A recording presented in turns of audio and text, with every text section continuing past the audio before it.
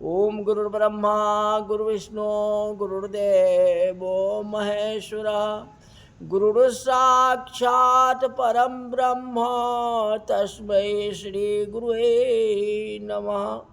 आज की कथा में सुखदेव जी महाराज की आज्ञा है कि एकांत में बैठ के प्राणायाम करो।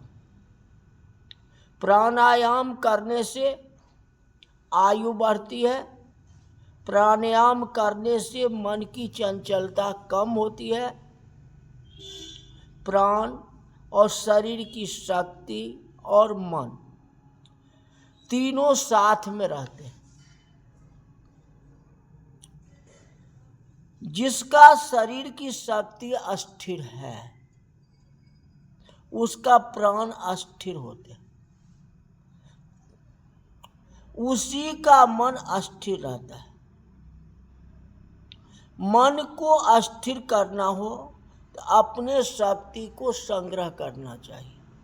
आपके शरीर में जो ताकत है, जो आपकी एनर्जी है, उसको संग्रह करो। अपना शक्ति को बर्बादी से बचाओ। शक्ति का विनाश करने से मन चंचल हो जाता है। जो शक्ति का संग्रह नहीं करता है उसी के प्राण अस्थिर नहीं होते, उसी का मन अस्थिर होता है। जो प्राणायाम करता है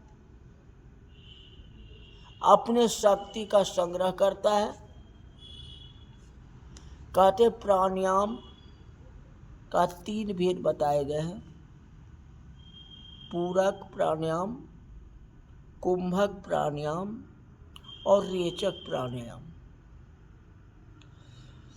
भागवत का एक सिद्धांत है कि कभी भक्ति कभी छोड़ना नहीं चाहिए। ज्ञान और योग भक्ति से ही सफल होता है। प्राणायाम भी शक्ति के साथ करो। आंख बंद करके बैठो और हृदय में थोड़ी नजर करो। बाहर की वस्तु को नहीं देखनी है, अपने हृदय को देखनी है। जो हमारे हृदय के अंदर क्या है,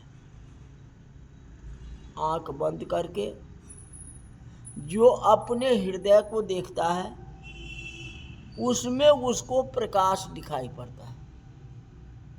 हृदय में दिव्य प्रकाश है। जिस प्रकार से आंख को देखने की शक्ति मिलती है, प्रत्येक हृदय में प्रकाश में परमात्मा है। आंखें बंद करके हृदय में नजर डालो, प्रकाश का दर्शन होगा। फिर प्रकाश में कमल की भावना करो। आंखें बंद है और अपने हृदय, अपने मन में, अपने पेटों में, अपने अंग में कल्पना करो कि एक कमल का फूल है। वह कमल का फूल बहुत सुंदर है। दाहिने नाक से बाहर को धीरे धीरे अंदर खींच लो, या एक उंगली डाल करके ऐसे जो है करके इस तरह से आंखें तो बंद रहेगा और बंद करके जो है सांस को ऊपर खींच लो और अपने हृदय में ढूंढो जो कमल का फूल है। कमल की भावना करो। फिर भावना करो जो भगवान उस कमल फूल के ऊपर बैठे हैं। बैठे कहाँ हैं? तो हृदय में। हृदय कमल में भगवान बैठे हुए। उस समय आप चाहे श्री राम या श्री कृष्ण के नाम को जाप करो, कोई फर्क नहीं है जो जाप करते हैं, क्योंकि परमात्मा तो अंदर बैठा हुआ ना। आप तो कल्पना कर लिए ना, जो कमल के फूल पर भगवान बैठे।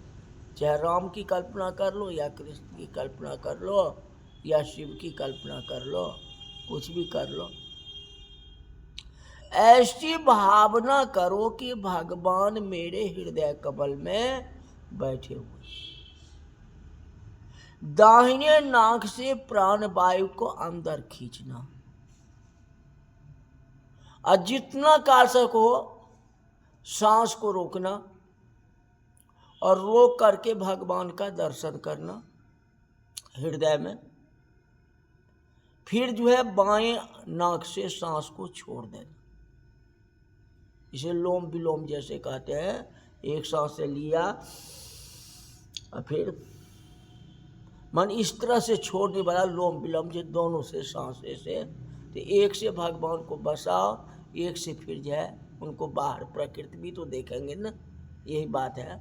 हम तो प्रकृति में नहीं छोड़ेंगे, जो सब दिन भगवान हमारे ही घर में रहे, हमारे भी हृदय में वास रहे, लेकिन तो भी उतना का सांस तो रुक नहीं सकता है, तो लोम विलोम तो होगा ही, उल्टा सीधा तो होगा ही, कोई बात नहीं। इस तरह से भगवान की अनुभूति कर,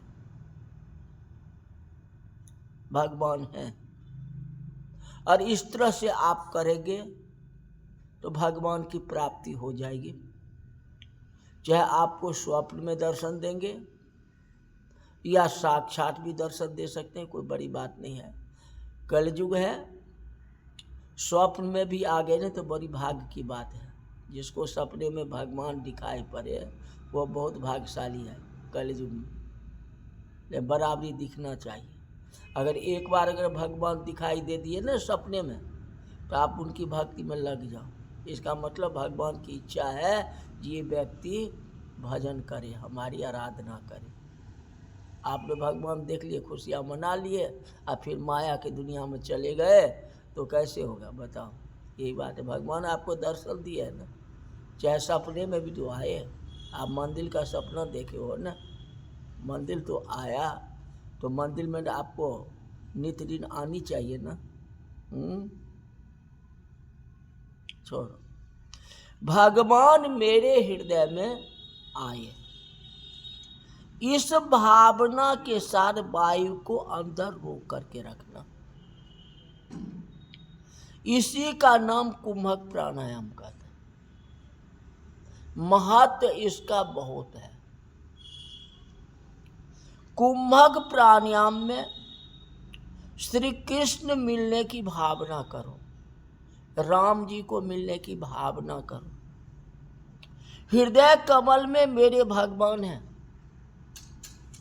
उन भगवान को मैं वंदना करता हूँ। भगवान मुझे उठा लिया है, छाती से लगा लिया है, भगवान मेरे को मिल गए हैं, मैं भगवान को हाथ पकड़ लिया, मेरे भगवान मेरे साथ है, मेरे साथ जाए संसार में घूम रहे हैं। कल्पना करो ना क्या है, सांस ऊपर करो नाकों के द्वारा, और इस तरह से भगवान का भी स्मरण करो। सांस रुक भी सकती है। अब पहला जी 1 मिनट करो, फिर 1.25 मिनट करो, फिर 1.5 मिनट करो, 2 मिनट करो, बढ़ाते जाओ ना, बढ़ाते बढ़ाते हो जाएगा। बहुत बड़े योगी जो है आधी घंटा कर लेते हैं, तो आधा घंटा करते करते हुआ जो है माथे पर प्राण चला जाता है।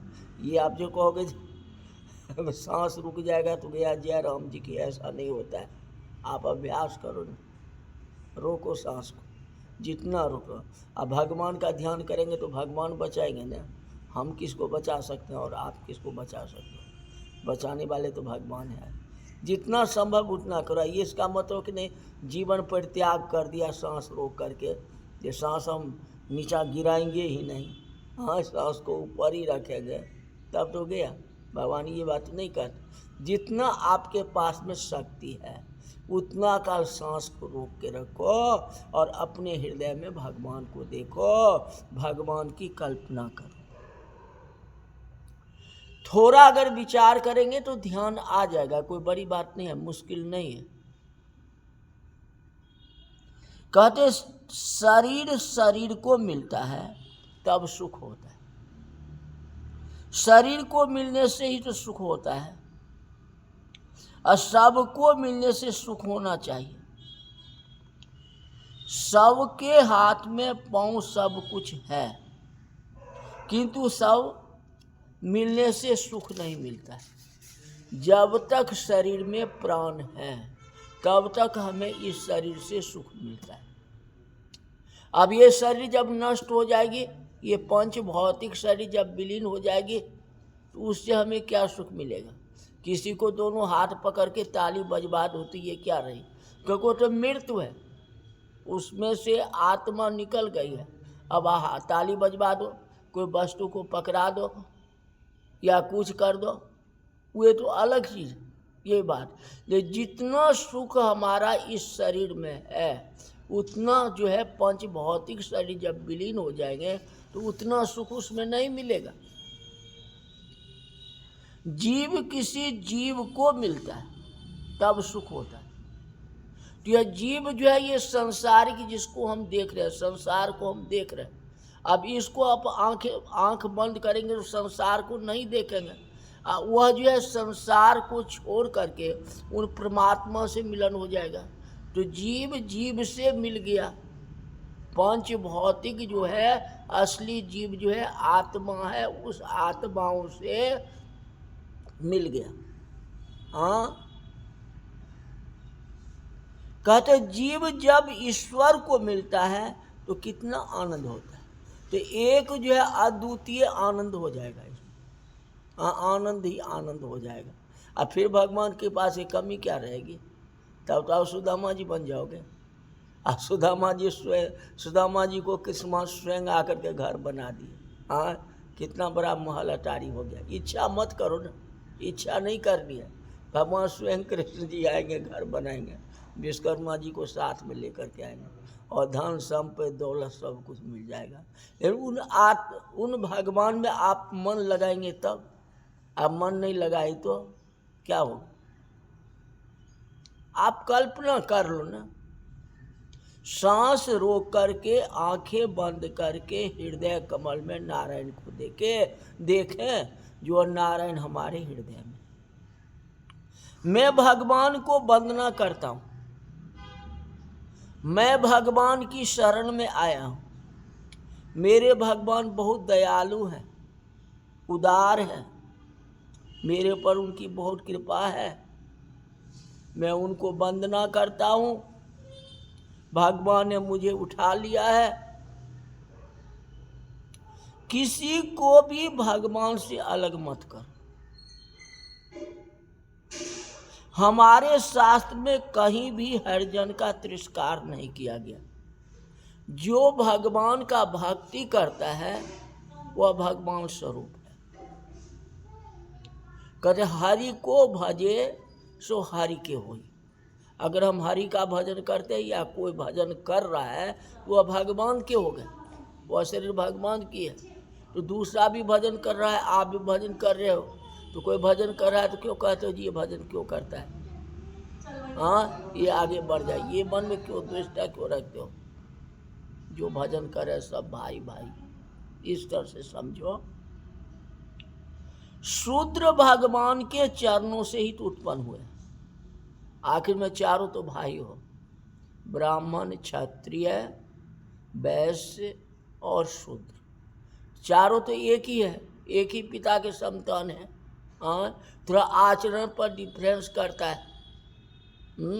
आप पढ़ लिख लिए तो बहुत होशियार हो गए, और जो नहीं पढ़ा उसको छोड़ देंगे क्या? भाई तो वे भी है, क्या उसको तिरस्कार कर दोगे? ऐसा नहीं होता। आखिर वह भी तो भाई है। तो उसी तरह से तो हम भक्ति करते हैं। हाँ, जैसे हम भक्ति करते हैं वैसे भी वह भी भक्ति कर रहा है, उसको हम तिरस्कार क्यों करें? उसको भी तो आदर करना चाहिए, उसको भी सम्मान करना चाहिए, उसको उठाने का कोशिश करनी चाहिए। ये हमारा कर्तव्य है, कर्म है। प्राणायाम के अंदर में ये आपको बताया, फिर इसका विश्लेषण कल बताएंगे। आज की यही तक रही कथा। बोल वृंदावन बिहारी लाल की जय।